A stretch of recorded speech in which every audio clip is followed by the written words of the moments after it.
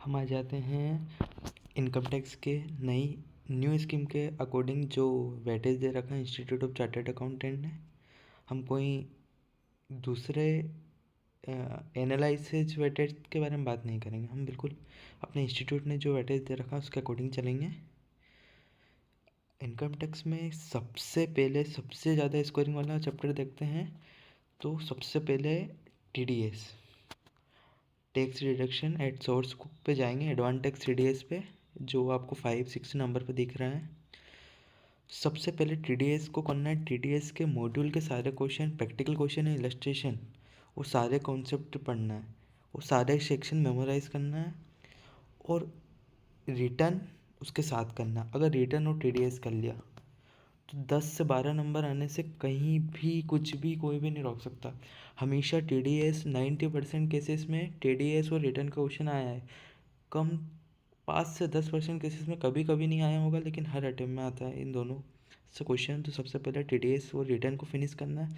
उसके बाद सबसे ज़्यादा प्रायोरिटी देनी है setup carry forward. Income tax का सबसे इजी चैप्टर है सेटअप कैरी फॉरवर्ड, और सबसे ज़्यादा marks gaining setup carry forward. अगर सेटअप कैरी फॉरवर्ड से 5 नंबर का क्वेश्चन आता है तो 5 नंबर में से 1 नंबर भी कटने की गुंजाइश नहीं बचती है। और इसमें 15 से 20% वेटेज दे रखा है 4th नंबर पे। सेटअप कैरी फॉरवर्ड के साथ साथ क्लबिंग और डिडक्शन को भी ख़त्म कर देना है। क्लबिंग में भी ज़्यादा कुछ खास नहीं है। बच्चे क्या करते हैं कि बिल्कुल ऐसे भिड़े होते हैं कि जो इनकम टैक्स के हेड्स दे रखे हैं 5, इनको करते हैं, शुरू से आखिर तक यही गलती करते हैं और फिर फेल हो जाते हैं। तो सबसे ये वाली गलती अपन को बिल्कुल भी नहीं करना है। सबसे पहले अपन को प्रायोरिटी देनी है setup carry forward, advance tax, TDS TCS और रिटर्न को, और क्लबिंग और डिडक्शन को साथ लेते हुए चलना है, क्योंकि डिडक्शन हर चैप्टर में काम आता है। अगर ये छोटे छोटे चैप्टर हो गए तो फिर सबसे ज़्यादा प्रायोरिटी के चैप्टरों में अपन रेसिडेंशियल स्टेटस को ले सकते हैं, क्योंकि रेसिडेंशियल स्टेटस बहुत इजी चैप्टर है। और अगर इसको कर लिया और इससे एक भी क्वेश्चन आया तो बन जाएगा, इजीली बन जाएगा। और इसमें कंटेंट ज़्यादा नहीं है, और इसके साथ साथ एक बेसिक्स में से क्वेश्चन आता ना, MCQ आता है अधिकतर, तो बेसिक्स को आपको एक बार पढ़ के जाना है।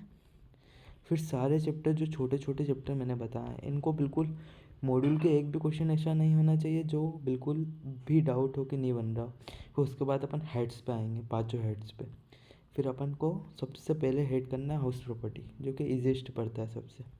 हाउस प्रॉपर्टी के बाद इनकम फ्रॉम अदर सोर्स अगर करते हैं अपन तो बहुत आसान है, बहुत ईजी है, बहुत छोटा है, और इसमें से क्वेश्चन एक आधा आ जाता है और इजीली बन जाएगा।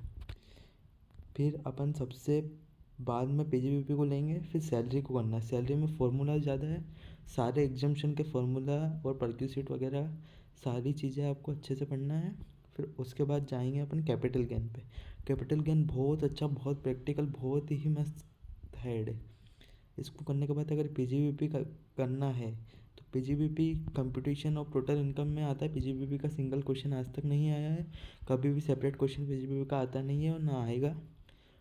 अगर PGBP को अपन ने एक बार अच्छे से पढ़ लिया और दिमाग में भी रख लिया, बिल्कुल ज़्यादा डीप में नहीं जाते हुए, तो भी total computation of total income का क्वेश्चन बन जाएगा। अभी तक पुराने टाइम में 14 नंबर का फिक्स क्वेश्चन आता है कंप्यूटेशन ऑफ टोटल इनकम का, लेकिन अभी नई स्कीम में MTP आने के बाद पता चल जाएगा। और कंप्यूटेशन ऑफ टोटल इनकम बहुत ज़्यादा वेटेज रखता है। इसमें सारे हेड और सारे चैप्टरों का एक मिक्सचर बन के एक पूरा क्वेश्चन आता है। तो टोटल इनकम में कभी भी एक्सेप्ट नहीं करना कि 14 नंबर ही लाने हैं, लेकिन क्या होता है कि बच्चे सोचते हैं कि 14 नंबर का तो होगा नहीं, नंबर नहीं आएंगे, तो पढ़ते ही नहीं है। तो अपन को क्या करना है, जो कंप्यूटेशन ऑफ टोटल इनकम जो दिखाई दे रहा है यहाँ पे, इस पे पूरा फोकस करना है। क्योंकि अगर इस 14 नंबर के क्वेश्चन में सिर्फ नोट्स भी देते हैं ना अपन, जो क्वेश्चन के नीचे बॉटम वर्किंग नोट देते हैं, उस नोट्स के भी नंबर रहते हैं।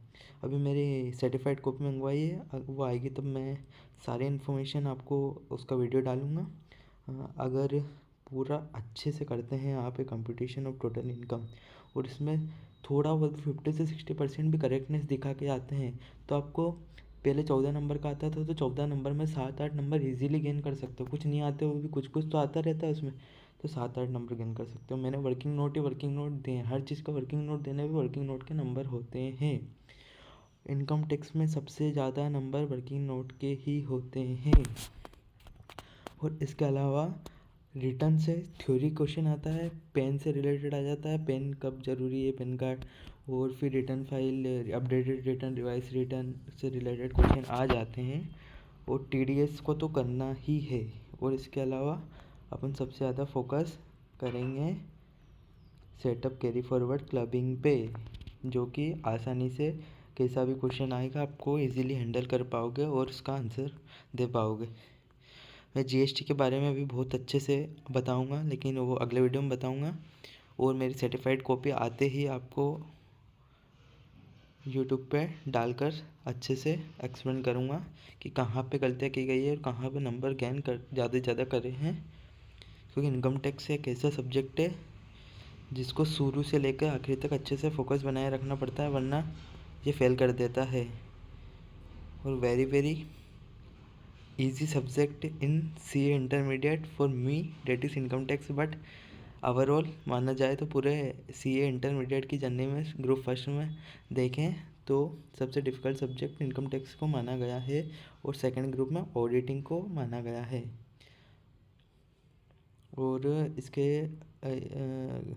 मैं कंक्लूड करना चाहूँगा कि जो चैप्टर सारे मैंने इम्पोर्टेंट बताए उनको प्रायोरिटी दें, उसके बाद ही हेड्स पे जाएं, ताकि प्रॉपर स्ट्रेटजी बना के आप अच्छे से अच्छा स्कोर कर सको। Thank you, bye bye.